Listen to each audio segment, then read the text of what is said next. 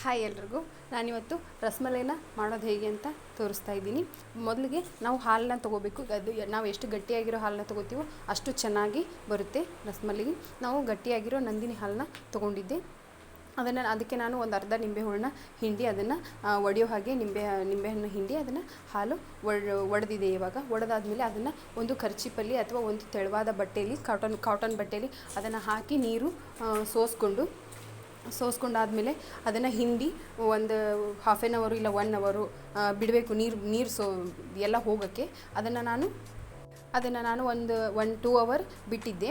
2 hour ಬಿಟ್ಟಾದಮೇಲೆ ಅದನ್ನು ತೆಗೆದು ನೋಡಿ ಅದನ್ನು ಚೆನ್ನಾಗಿ ನೀರು ಹೋಗಿದೆ ಅಂತ ಅಂದಮೇಲೆ ಅದನ್ನು ಚೆನ್ನಾಗಿ ನಾದ್ಕೋಬೇಕು. ಚೆನ್ನಾಗಿ ನಾದ್ಕೊಂಡಾದಮೇಲೆ ಅದು ಒಂದು ಏನದು ಜಾಮೂನ್ ಹಿಟ್ಟಿನ ಹದಕ್ಕೆ ಬಂದಿರುತ್ತೆ. ಜಾಮೂನ್ ಹಿಟ್ಟಿನ ಹದಕ್ಕೆ ಆದಮೇಲೆ ಅದಕ್ಕೆ ಒಂದು ಚೂರು ಎಣ್ಣೆ ಅಥವಾ ತುಪ್ಪ ಎರಡರಲ್ಲಿ ಒಂದು ನಿಮ್ಗೆ ಯಾವ್ದು ಬೇಕೋ ಅದು ಹಚ್ಚಿ ಅದನ್ನು ಸಣ್ಣದಾಗಿ ಉಂಡೆ ಮಾಡಿಕೊಂಡು ಚಪಾಟಿಯಾಗಿ ಮಾಡಿಕೊಂಡು ಅದನ್ನು ನಾವು ಸಕ್ಕರೆ ಪಾಕ ಮಾಡ್ಕೋಬೇಕು.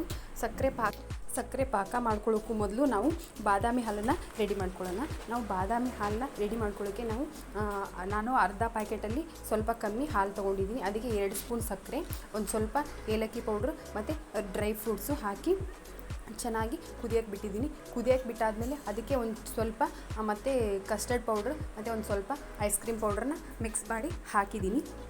ಮಿಕ್ಸ್ ಮಾಡಿ ಹಾಕಾದಮೇಲೆ ಅದು ಸ್ವಲ್ಪ ಹೊತ್ತು ಚೆನ್ನಾಗಿ ಕುದಿಯೋಕ್ಕೆ ಬಿಡಬೇಕು. ಒಂದು 5 ನಿಮಿಷ ಲೋ ಫ್ಲೇಮಲ್ಲಿ ಚೆನ್ನಾಗಿ ಕುದಿಯೋಕ್ಕೆ ಬಿಡಬೇಕು. ಕುದಿಯೋಕ್ಕೆ ಬಿಟ್ಟಾದಮೇಲೆ ಅದನ್ನು ಸೈಡ್ಗೆ ಆರಕ್ಕೆ ಬಿಡಬೇಕು.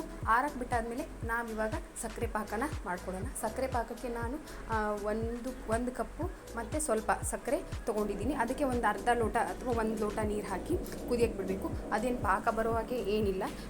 ನಾರ್ಮಲಾಗಿ ಸಕ್ಕರೆ ಎಲ್ಲ ಕರಗಿ ಒಂದು ಕುದಿ ಬರಬೇಕಷ್ಟೆ. ಆವಾಗ ಅದು ಒಂದು ಕುದಿ ಬಂದಮೇಲೆ ಅದರಲ್ಲಿ ನಾವು ಮಾಡಿರೋಂಥ ರಸಮಲೈ ಏನಿದೆ ಅದನ್ನು ಪನ್ನೀರು ಅದನ್ನು ನಾವು ಕುದಿಯೋಕ್ಕೆ ಬಿಡಬೇಕು. ಒಂದು 10 ನಿಮಿಷ ಅದು ಚೆನ್ನಾಗಿ ಕುದಿಬೇಕು.